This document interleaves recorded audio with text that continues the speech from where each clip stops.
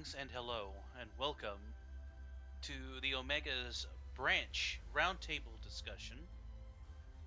Uh, now, this stream is a little bit different than what we have done in the past. Uh, this is going to be a very serious discussion about certain topics that we have selected that affect each and every one of us each and every day. Today's topic that was selected is oil, or petroleum if you wish to look at it that way. And of course, the pros and cons that it has in our everyday to day life. And of course, how we as a society interact, address the problems that concerns, and of course, how we should approach it in, you know, what we should do for better preserving the earth. Uh, Getting right into it, I believe that others will be joining me shortly. So, what I would like to do first is before someone else hops in, I need to mute this. I'm sorry about that. So, for anyone else hops in, I'm going to go ahead and give a quick summary of what oil or petroleum really is. Now, this of course is the Wikipedia definition. Petroleum, also known as crude oil or simply oil, is a naturally occurring yellowish-black liquid mixture of mainly hydrocarbons and is found in geological formations. The name petroleum covers both naturally occurring processed crude oil and petroleum products that consist of refined crude oil. Petroleum is primarily recovered by oil drilling. Drilling is carried out after studies of structural geology, sedimentary basin analysis, reservoir characterization, unconventional reserves such as oil sands and oil shale exist. Once extracted, oil is refined and separated, most easily by distillation, into innumerable products for direct use or use in manufacturing. Products include fuels such as gasoline, diesel, kerosene, and jet fuel, asphalt and lubricants, chemical reagents used to make plastics, solvents, textiles, refrigerants, paint, synthetic rubber, fertilizers, pesticides, pharmaceuticals, and thousands of other things. So oil Indeed. involved in a lot of stuff. Yes. There was a few things that I didn't even think, petroleum was used for. Which would be? Well, first off would be the pharmaceuticals, petroleum being used in pharmaceuticals. That is, so when you go take an aspirin, it's full of petroleum, but I don't think that's Hmm. what they mean by this reference. Um, I have not looked it up just yet, but it's interesting to think. Well, since you're somewhat familiar in the medical field, what do you think petroleum is used for? It's definitely used in a lot of things, like, for example, the plastics that we use to go ahead and contain iodine. It's also in the nitrile gloves that we use to go ahead and perform surgeries, too. And of course, it's in our masks. So there's a lot of things, and including filaments as well, kind of like the layering of the surgery beds too. So if oil was to disappear all of a sudden, these were these would be valuable resources that would all of a sudden have limitations too, and of course they would not be used to limited on one-time surgeries, I guess you go ahead and say. And with that being said, infections and whatnot would skyrocket. Hmm. So that. So petroleum does play a very significant role in the medical field, not just Oh, in our vehicles. oh no. I mean, shoot. I mean, I think it's even involved with glass making as well too, if I remember right. Well, I'm sure that it is. That might be what they refer to as textiles. Mm, I mean, they don't. There's obviously a lot of uses for petroleum aside from just fueling our vehicles. most definitely. It's our everyday life type of thing. It's a valuable resource. Yeah, more valuable than gold, as you can say, really. Hmm. Of course, I mean, we all know for a fact that the biggest consumer of petroleum is, of course, our transportation. Most definitely, yes. America in particular, if we're talking about us, we do have a lot of consumption with petroleum. It is unfortunate that us being in the us here in North America actually do consume, according to the 2013 reports, we consume about twice as much as the next highest ranking country in terms of oil products. And that's not just including, transportation, but also with what you said, like in the medical field, asphalts, rubbers, plastics. Unfortunately, yeah, we consume the most oil, almost twice as much as any other country. Hmm. Yeah, I think one, what is it, China in particular, that probably exceeds our insatiable demand? Or were they one of the ones that import the most? They they are actually the second from what I saw. Hold on Hmm. 1 second. I will pull up the list here. Oh, also, yeah, hello Lavender. Hello Jay. Lavender says, I see oil everywhere, and for some things, I don't see a replacement. We all have been in a big pickle for years with things that we consume. And you're absolutely correct. Um, Oil, I mean, once we use it up, I mean, there are substitutes that we're trying to put in place, synthetic oils, but unfortunately, synthetic oils can't be used the same as petroleum. Not to mention it's limited to mass production. Hmm. I mean, the last research that I actually came across with, they were trying to go ahead and trying to go ahead and synthesize the synthetic oil with moss, if I recall right. Apparently, moss has this filament in particular that they go ahead and excrete, which they can use to synthesize oil, but it's not good at mass production. Unfortunately, no. Yeah, it's kind of like thermal energy.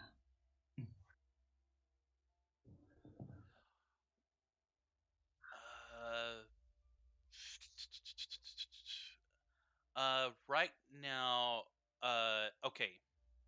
According to the 2006 report, yeah, I know this is kind of an outdated report. United States and Asia and Oceania. I'm That would be the Middle East. I'm guessing that's. We both are currently tied, of course, according to the 2006 report, at consuming the most oil.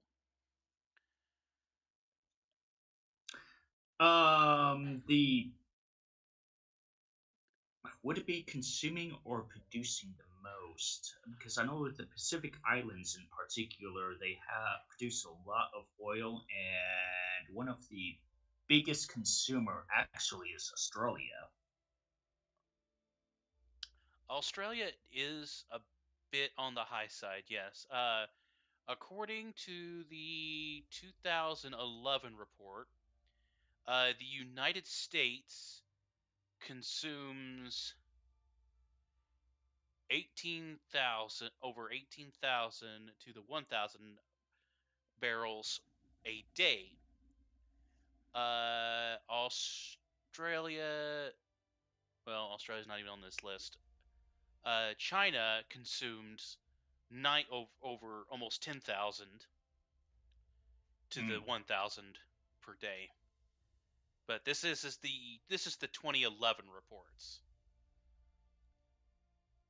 Yeah, I think it was like 2021, 2023 in particular, which, of course, if you want to go ahead and do consumer, Australia would be like 31st, if I remember right, in countries that consume soil. Mm-hmm. Yes. So, yeah, they're barely even in the top 50, really.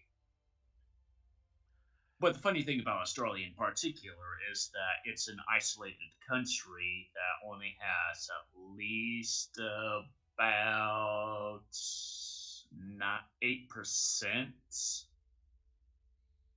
9%, if I remember right, of non-renewable and renewable energy that they consume. But the rest of the 91%, yeah, that's all imported. Hmm. Interesting. Considering they're not like a super huge country. They're not a super huge country. I mean, but they're probably one of the most isolated as well, with not a whole lot of activity geologically as well. Mm-hmm. I mean, they don't even have any volcanoes. Right. Jay says, I've heard about that. Certain types of algae have been studied to try and replace oils, but they're not able to be replaced anytime soon. Eventually, we're going to end up in a fallout timeline when it comes to our fossil fuel consumption. The oil will run dry eventually, and when it does, we're all going to fight over the last bits of it. Now, All right, all right. Is this the same J that we have in the Omega Republic? it is. Because I see that as the reason why. Okay, J. Love Fallout. It's great. But damn, man. I highly doubt we'll get to that equivalent. Mad Max was a good movie and all, but I, I when you follow movies like Terminator and Mad Max and Waterworld, um, most likely that will not be the outcome based on the way things are in the world right now. There are Yeah. far worse things to worry about than that. Um, Well, it's yeah. The reason why I say this is, like, for example, if we were to decide to not import oil, survive on our own reserves, America, we'd be able to go ahead and last for about 5 years. But it may be more than that, simply because we may have untapped reserves that are undiscovered as well, which may exceed Saudi Arabia. And of course, we have our neighbors, Canada, as well. Canada, they have reserves. If they were to go isolated and fuel their own selves, they could last for at least about well over 166 or 188 years. hmm, Yeah, so they're very well self sustaining in particular. And of course, this is one of the things that people will go ahead and say 9/11 was to go ahead and get America into this war, to go ahead and take the Middle East's oil and whatnot. And it's like, no. America in particular, we have Colombia, we have Mexico, we have Canada, and of course Saudi Arabia as well too.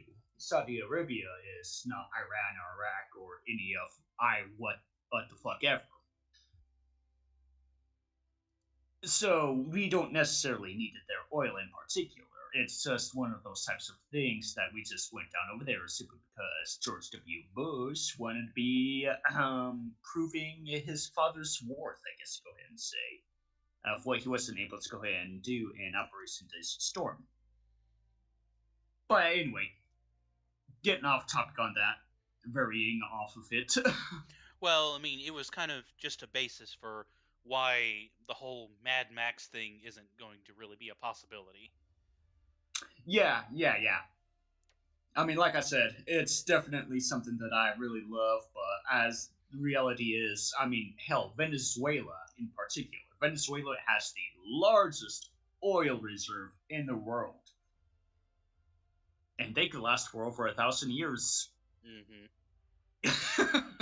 More or less, if it came down to that, there would be countries just bidding for the oil if it came down to it. But I don't think mm, there would be a. I don't think society is going to collapse in that particular manner. yeah. I mean, don't get me wrong, Steven Spielberg, great, Imagineer and whatnot, but I, I think he did he. I can't even remember who produced Mad Max now. But anyways, that's off Oh, topic. Go ahead. What was you gonna say? oh no. Which Mad Max? Mel Gibson. The more recent one. Is there an No, older Mel one than Gibson that? is the older one. Oh yeah, there's definitely older ones. The Mel Gibson one I think was back in the early '90s, late '80s. Hmm. That's correct. Yeah. Also, hello, heavy metalloid. How are you doing? Howdy. Yeah. Sorry. Yeah. I was downstairs petting my dog. Like, oh wait a second, it's time to be on this thing. Yes, yes. Um. Oh shit. Anyways, now of course the biggest thing about oil or petroleum, if you want to call it, is the damage that it is doing. That we're all very much aware of that it comes from our vehicles and machines and stuff that burns it, and of course puts greenhouse gases into our air. Now, the biggest thing about that is we even though you know we're aware of it and we still use it, unfortunately we are at a disadvantage because not all of us are super smart scientists that can build a solar car in our backyard for pennies on the dollar. I mean, if you want those type of individuals, I could probably figure that out for you, but definitely not from me. No. Well, there are technologies that are being produced today. However, they have not been perfected yet, as we have seen from certain corporations that have tried to go green. Uh, well, the first example of going green was the hybrid car. Um, and look how Oh. well that went. Well, electric vehicles in particular, they do their own damage to the environment. Hell, I mean, they may even be more worse than petroleum. And how is that? Care to elaborate us and, of course, the audience? Uh, Well, because of rare minerals in particular that's necessary for the batteries. And of course, down over there in Venezuela in particular as well, which is of course part of the reason why we put a dang freaking limitation of trade. Well, the United States did at least for 4 years before Joe Biden came along. Anyway, Venezuela in particular, it's one of the lands that we use to source what do you call lithium. Lithium is an essential thing that we go ahead and use for batteries in particular. And when you're mining lithium, it is not pretty for the environment. We'll see that. Yes. Metaloid, anything you care to weigh in? I know that I've heard that argument before of yes, the creation of electronic vehicles and electronic components, well, sorry, electronic components for hybrid vehicles is damaging in and of itself. I can't recall exactly the details, but or I can't recall exactly the study that I remember reading, but I do remember reading the gist of it is it's more damaging in the short term, but in the long term, um, like once a lithium is mined, it's no longer damaging because like okay, now we've got it. Like we don't necessarily need to do any more damage. So it's a case of trade-offs. It's more damaging in the short term, but less damaging in the long term. That essentially meaning yes, it takes a lot of energy to get the lithium out of the ground. Once it's out of the ground, it's more or less good to go. Um, on the opposite end of the spectrum, if I were to just use fossil fuels for that entire time that I would be mining lithium and then using the lithium, that's more damaging, um, I think, in the long term. So Yeah, from it's yeah, and that's the case everywhere it seems. Like either you can have a very good refrigerant in your car, and that's R134 or whatever preceded that, but it's more damaging. Or you can have something like C130, or sorry, not C132, CO2, which is less effective as a refrigerant, but it's not as bad as R134 for the environment. Trade-offs with everything. yeah, our 134 in particular. We'll go ahead and get in further discussion with that later. But Mhm. he's right because with research that I've actually came across with, I do believe it takes at least about 10 years for an electric vehicle before it starts to go ahead and be a negative carbon print. Which, of course, is quite ironic because it takes at least about 10 years before average American, I guess, go ahead and say, we'll go ahead and replace new vehicles. So Mhm. go ahead and continue on, use your petroleum and whatnot for 10 years. After that 10 years in particular, it's definitely going to get run down and whatnot, especially if you put 100,000 miles upon it. And then trade it off with the EV vehicle, simply because the EV vehicle, after another 10 years, is going to go ahead and start self-sustaining. But he's right. Short-term loss, long-term gain.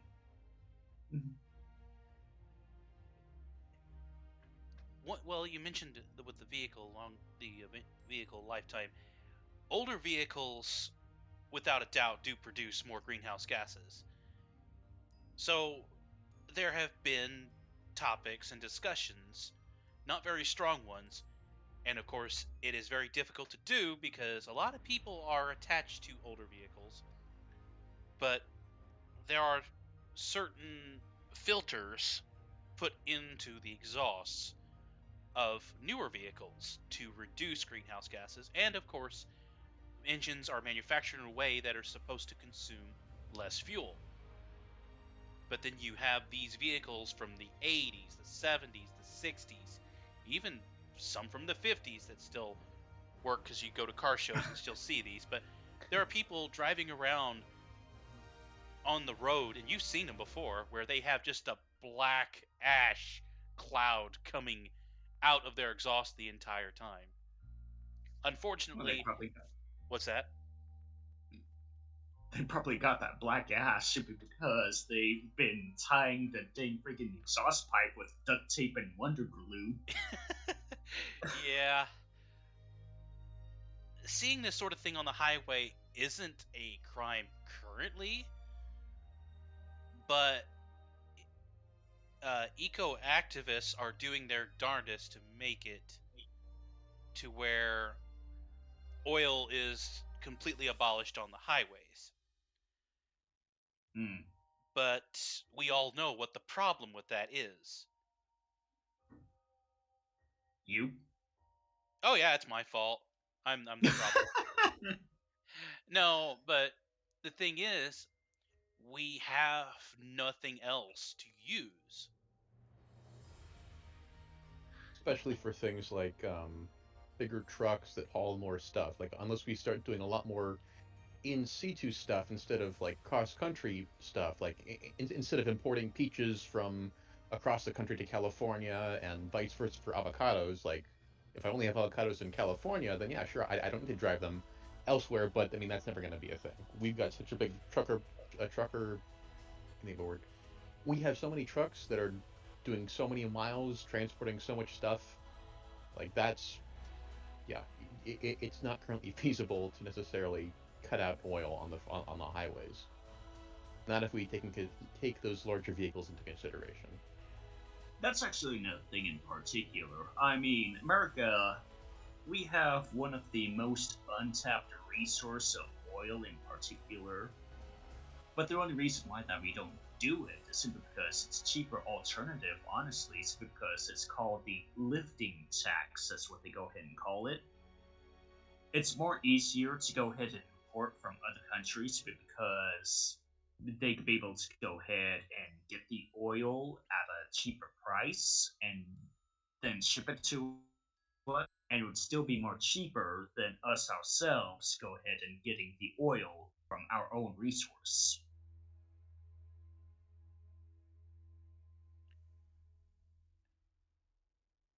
Do we do we take into consideration that even though we have oil and we can function with the oil, whereas other countries may or may not have more oil or less oil, at what point do the scales tip against us? At what point do we use up so much of the oil that we are then forced to either drain our, you know, drain our country of funds just to drive a car from, our home to our work, or Okay, go ahead. I will go ahead and say this. Not anytime soon. Not with America, at least. Not with, hell, North America in particular. Canada, America, South America, we all good. Um, but if you want to go ahead and question that on a worldview, once other resources will go ahead and start getting depleted in certain other countries, trajectory based upon the numbers is saying 2050. But 2050 is quite a bit of time. There's going to be other discoveries of other resources. There's also going to be technological advancements. So, honestly, it's up in the air. The interesting thing is there was, if anyone remembers, if anyone's been around long enough, there was the Great Recession, or inflation, if you will, from at 2008, when prices skyrocketed on oil. I assume you both are old enough to remember that. Vaguely, I wasn't driving at that time. I think I was still, yeah. I mean, I don't think I was driving at that time, but I mean, yeah, I was alive then. I was an adult. Well, not an adult. I was aware then. Yeah, the only thing that I go ahead and remember is like down up in California in particular, of course, where I grew up, is my home state. I remember oil or gas, should I say, being 238. It's no more different down over there in the South, right? Texas, Missouri, other Midwest. And of course, it skyrockets to like $5, $6 per gallon. I do remember that. Well, what's funny about this is that 2008, the barrel cost was actually higher than it is currently, but it's not that far off. There is currently only about a $20 difference between the peak of 2008 and the peak of the past 3 years. Well, see, with California in particular, it's a unique state.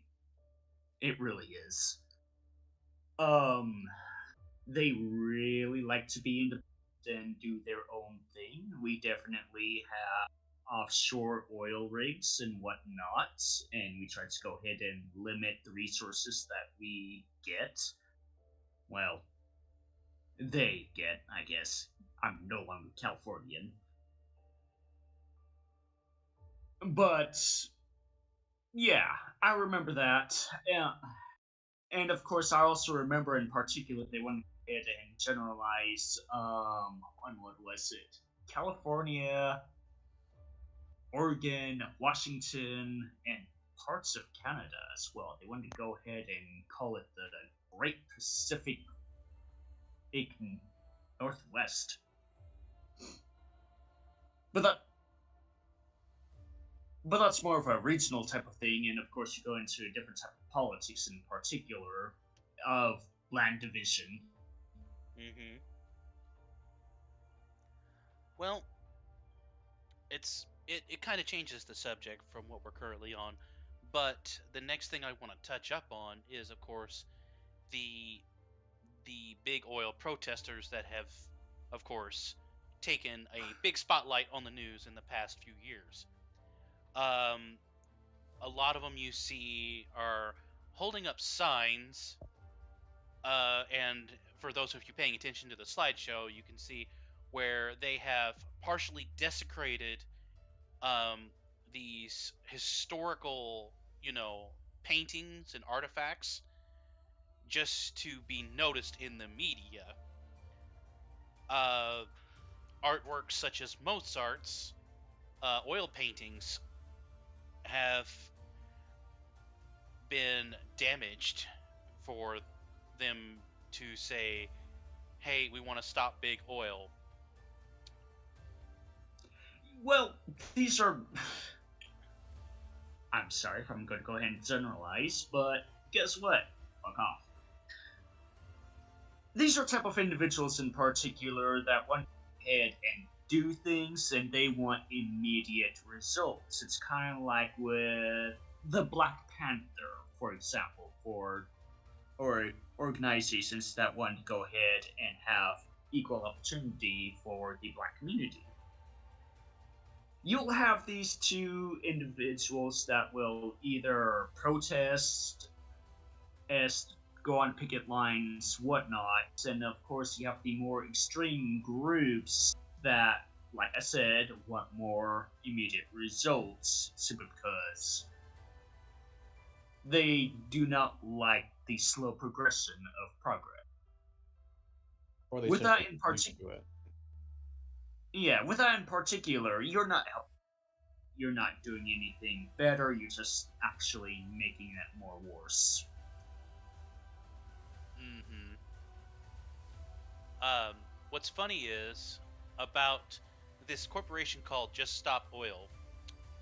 Uh, they're they mostly what they the only way they function is through donations.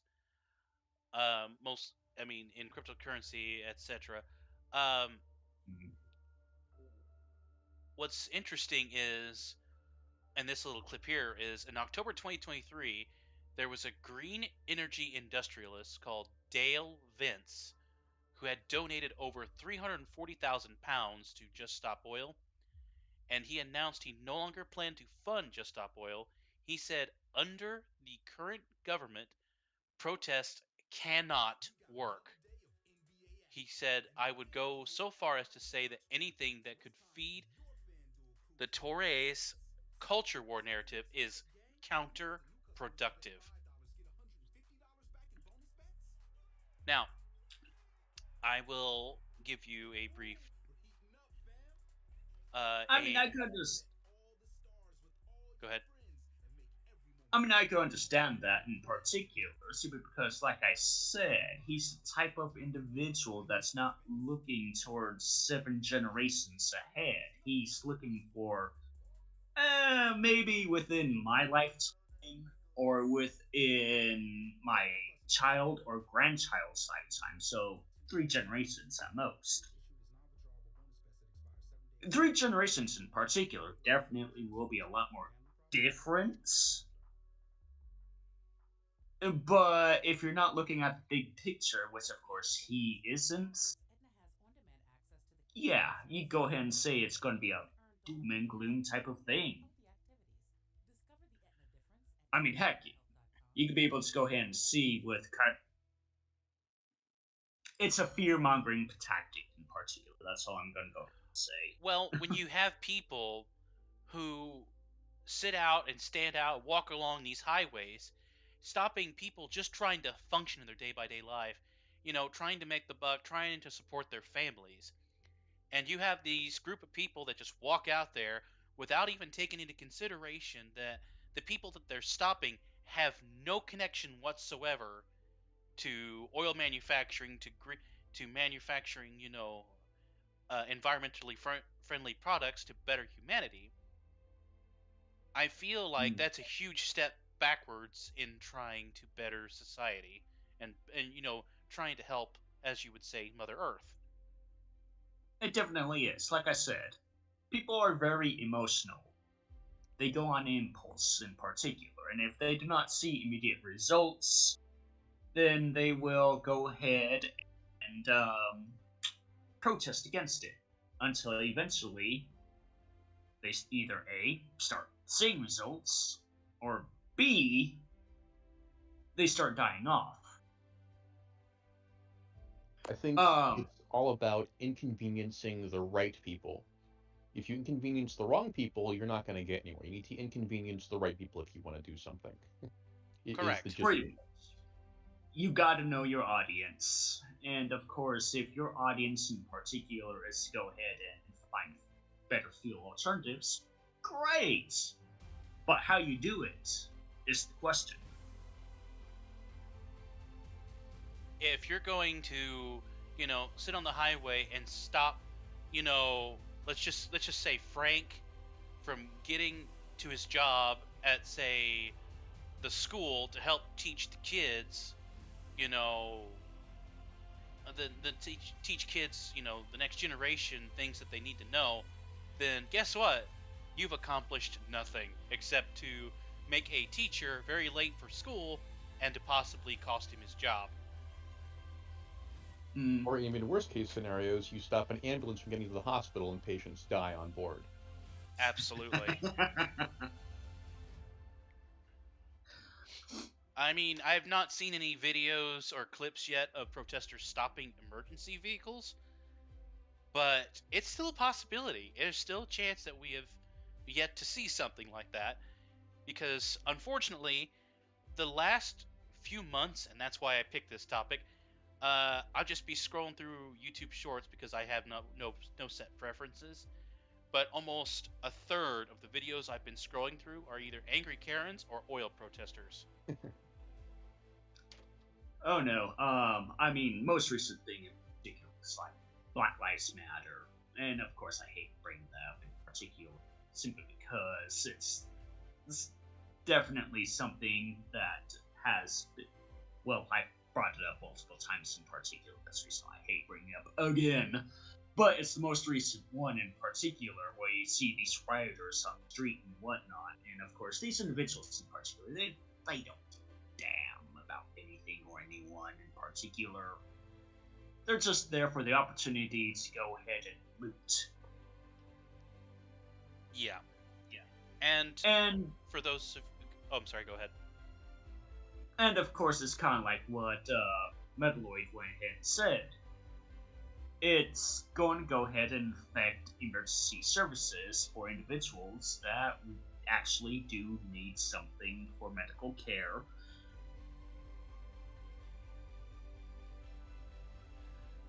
We, what was I going to say?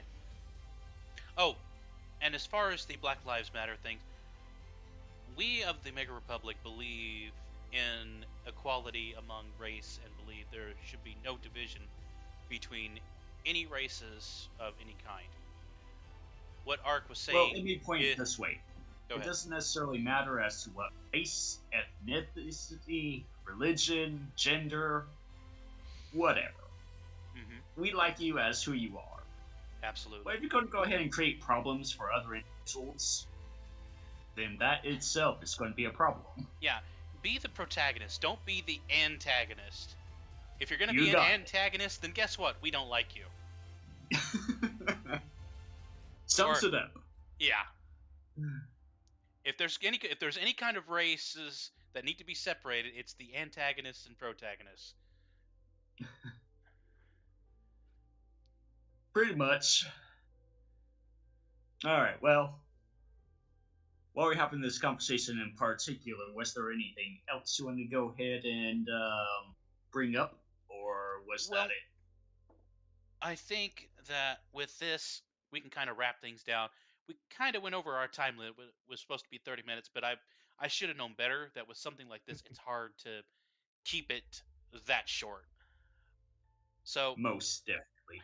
I mean, closing remarks, as far as I'm concerned, is we just need to do our best. Something as simple as not leaving your car idling for 30 minutes when you're not doing anything, that's always a good step in the right direction. Something as simple as turning down your thermostat, not burning as much fuel. Um, you know, don't don't leave a bunch of stuff plugged into your outlet. Just try to be as eco-friendly as possible. It's not.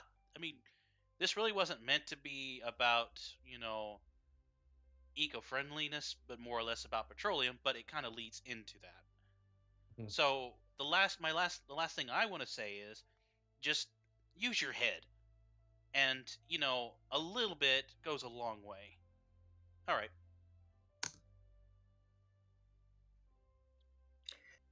Well, with that being said, in particular, I'm a little bit more aggressive, I guess you could say, at least about today. Um, it's a balancing act. All it is, really. It's not like we're going to go ahead and run out of fuel, and this is going to be a Mad Max Fallout type of thing. No, we got enough oil to last for at least about a few hundreds of years, if not thousands, if we go ahead and ration it right. But this is, like I said, the research that we have now, and not for the discovery of new reserves and technology that will go ahead and improve to extract different types of oil. But also, we have been, as a race in particular,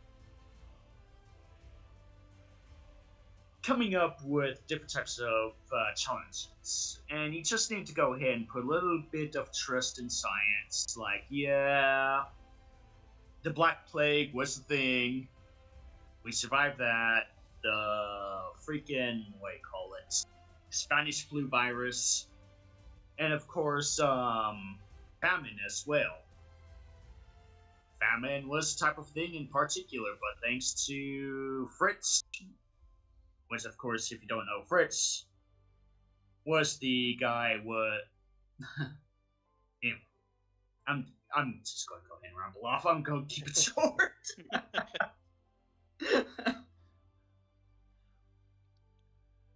Trust in people. They are not all bad, and scientists have the best intentions. We just need to go ahead and make sure they are kept in check, in particular, of what they do and what we do with their discoveries. Agreed. HM, anything you want to add? Um, hmm, I'm terrible with closing remarks. Well, just say whatever comes natural. I Stay think, hydrated, sleep well. yeah. I mean, I definitely don't stay hydrated unless Coke Zero counts. I don't know. I think a lot of people get caught up. I mean, a lot of people get caught up in, oh, we got to save the Earth. It's like you're thinking too small if you care about saving the Earth. Like, ultimately, should we destroy the Earth? No, but if we're not thinking about what comes next, if we're not thinking about Mars and Venus and getting out of the solar system and making humans not just a single planet species, I don't think you're giving us the proper, I don't know, service we deserve. Yeah, going from terrestrial to celestial. Yeah, a lot of times you can think of it as the Earth is our it's our tutorial for in the great game of life. Like it's meant to show us here are the things you should do, here are the things that you shouldn't do. Learn how to get away from destructive oils or sorry, destructive systems. Get into nuclear. Learn how to use hydrogen fuel. If that destroys the Earth, I mean, if we're here 10,000 years from now, I don't think it really matters all that much. As long as we're off this planet and we're still not extinct. Oh yeah, definitely as a species in particular, is ultimately the question. Can we survive and manage to go ahead and habit another planet? And if we can, that's great. That'll add a lot more decades, even centuries, um, with us in particular. Simply because Earth is great and all. We love it. It's our motherland. Or Mother Earth, whatever you want to call it. uh, Um, but ultimately, in particular, yeah, we're on a time clock. We just have more time than what we like to go ahead and believe. Or as what the media would like us to believe. Yeah. yeah. I guess going off that, yeah, understand that everyone has an angle, no matter who they are. Just understand that if someone is telling you something, understand why they're telling you that, whether or not it's true. Understand why they are understand why they are presenting the facts in the way that they are, what they are trying to tell you in the way that they present the facts. You might be you might be asking a little bit more than what few folks could be able to go ahead and chew on that particular because like I said, Hmm. some folks in particular, they prefer to see their own views as facts. Which is a problem, yeah. But I mean, ideally they'll be in the minority as time goes on. Ideally, we won't revert back to a stone age. Ideally, we won't become the next, I don't know, Egypt, where in theory they had really smart people, but then all the dumb people outnumbered them, and that's why there's that huge gap, I think, in history between the pyramids and whatever the next great thing that we did was. The next great purge. Yeah. Well, All right. Yeah, that pretty much summarizes it, I guess you could say. fair enough. Well, for those of you who have listened and joined us today, we appreciate your joining us. We appreciate your audience, and we hope that you have listened to all of our ramblings and taken it to heart. And please take it with a grain of salt, and just do whatever you can to just help out and keep things going. Don't make it worse. But we Hey, do it's simple as volunteering. absolutely. Pick up a plastic bag every now and then. Mm-hmm. Inconvenience the right people. Don't inconvenience the wrong people. Exactly. So this is Coppercap once again, thanking you for joining us here on the Omega Republic, our first roundtable discussion. We thank you once again for joining us. We thank DJ Arc the owner, founder, and fellow connoisseur of our intellectual discussions. Cough, cough, most awesomeness. Cough, cough, ultra better. Cough. And we thank Okay, our old new. timer. What's that? I said okay, old timer. I gotta give DJ shit about that. He's a fount of wisdom, but he has a little bit of ego there too. So, and we also thank Heavy Metalloid, or I call him HM if they don't mind, I don't mind. for offering their insight to this discussion as well. Yeah, don't mind me. I just got a little tuberculosis. Cough, cough. Uh huh. Uh huh. So, Hey, Typhoid Mary. Yeah, yeah. these discussions will be random, but they will happen on Saturday. So just keep your eyes and ears peeled for these discussions if you would like to sit in and offer your opinions. At any point in the chat, feel free to do so. So for now, we are signing off here on the Mega Republic. Hope to see you here next time. Stay furry, stay brony, stay happy. And Jay, I'm always watching.